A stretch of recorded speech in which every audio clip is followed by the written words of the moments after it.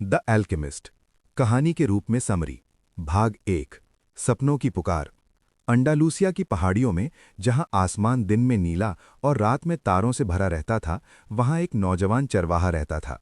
उसका नाम था सैंटियागो। उसके पास कोई महल नहीं था, कोई सोने चांदी के खजाने नहीं थे, लेकिन उसके पास दो सबसे कीमती चीजें थीं: आज़ादी और सपने। सैंटियागो अपनी भेड़ों के साथ शहर शहर घूमता था। हर नई जगह, हर नया चेहरा, हर नई कहानी उसके जीवन का हिस्सा बन जाती। जब लोग उससे पूछते, तुमने पादरी बनने की पढ़ाई क्यों छोड़ दी, तो वो मुस्कुराकर कहता, क्योंकि मैं दुनिया देखना चाहता हूँ। उसके पिता चाहते थे कि वो चर्च में रहे, पढ़ा लिखा इंसान बने, लेकिन सैंटियागो का दिल किताबों से ज्यादा रास्तों में बसता था। उसे लगता था कि सच्चा ज्ञान दुनिया को देखने से मिलता है। वही सपना, बार बार। एक रात जब सैंटियागो एक पुराने चर्च के कंडहर में सो रहा था, जहां कभी घंटियां बजती थीं और अब केवल हवा की आवाज सुनाई देती थी, वो सपना फिर आया। वही सपना जो उसे कई रातों से परेशान कर रहा था। सपने में उसने देखा कि वो एक बच्चे के साथ मिस्र के पिरामिडों के पास खड़ा है। बच्चा उसे एक जगह दिखाता है और कहता है, यहाँ खजाना दबा है।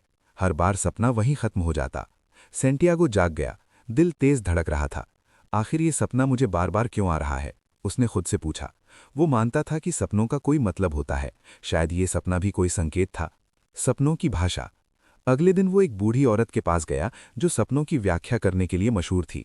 उसने सपना सुनाया। बूढ़ी औरत ने ध्यान से सुना और फिर बोली, तुम्हें मिस्र जाना होगा, पिरामिडों के पास तुम्हें खजाना मिलेगा। सैंटियागो हंस पड़ा। आप मजाक कर रही हैं, मिस्र बहुत दूर है। औरत ने कंधे उचका दिए। सपने कभी मजाक नहीं होते। लेकिन जब उसने बदले में खजाने का 10वां हिस्सा मांगा तो सैंटियागो को गुस्सा आ गया। अगर खजाना मिला ही नहीं तो? वो सोचता हुआ वहां से चला गया। रहस्यमयी राजा। उसी दिन शहर के चौक में बैठा सैंटियागो अपनी किताब पढ़ रहा था, तभी एक अजीब बूढ़ा आदमी उसके पास आकर बैठ गया। उसने सीधा सवाल पूछा, तुम्हारी सबसे बड़ी इच्छा क्या है? सैंटियागो चौंक गया। आपको कैसे पता कि मैं क्या सोच रहा हूं? बूढ़े आदमी ने मुस्कुराकर कहा, मैं सालेम का राजा मेल्कीसेदेक हूं। उसने सैंटियागो की जिंदगी की हर छोटी बड़ी बात बता दी। उसकी भेड़ें, उसके माता पिता, उसका सपना। सैंटियागो हैरान रह गया। आप ये सब कैसे जानते हैं? राजा बोला, जब तुम दिल से किसी चीज को चाहते हो तो पूरी कायनात उसे पूरा करने में लग जाती है। फिर उसने एक नया शब्द सिखाया, पर्सनल लेजेंड, यानी व्यक्तिगत किंवदंती। हर इंसान की जिंदगी का एक मकसद होता है, लेकिन ज्यादातर लोग डर, आराम और बहानों की वजह से उसे छोड़ देते हैं। संकेतों की भाषा। राजा ने सैंटियागो को 2 पत्थर दिए, उरीम और थुमीम। जब तुम रास्ता भूल जाओ, ये तुम्हें जवाब देंगे, उसने कहा। फिर राजा बोला, अगर तुम खजाने की तलाश में नहीं जाओगे तो पूरी जिंदगी पछताओगे। उसकी बातें सैंटियागो के दिल में उतर गईं। उस रात वो सो नहीं पाया।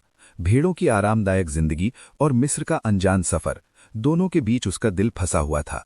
पहला बड़ा फैसला। अंत में सैंटियागो ने फैसला कर लिया। उसने अपनी सारी भेड़ें बेच दी।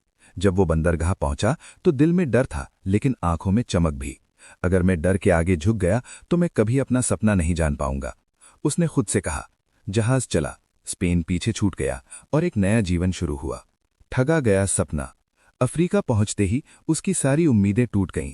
एक अजनबी ने दोस्ती की, साथ चलने का भरोसा दिया और मौका मिलते ही सैंटियागो के सारे पैसे लेकर भाग गया। वो बाजार के बीच अकेला खड़ा था। न पैसा, न भाषा आती थी, न कोई अपना। उसकी आंखों में आंसू थे। मैं घर क्यों नहीं लौट गया, वो सोचता रहा। लेकिन उसी पल उसे राजा की बात याद आई, संकेतों को समझो। कांच की दुकान। भाग्य ने उसे कांच के बर्तन बेचने वाले की दुकान तक पहुंचा दिया। दुकानदार उदास, थका हुआ और निराश था। सैंटियागो ने कहा, अगर आप चाहें तो मैं आपकी दुकान में काम कर सकता हूं। धीरे धीरे उसने दुकान में नए आइडियाज किए। शीशे साफ करना, पहाड़ी पर दुकान सजाना, चाय को कांच के गिलास में बेचना। कुछ ही महीनों में दुकान चल पड़ी, पैसा आने लगा। फिर वही सवाल।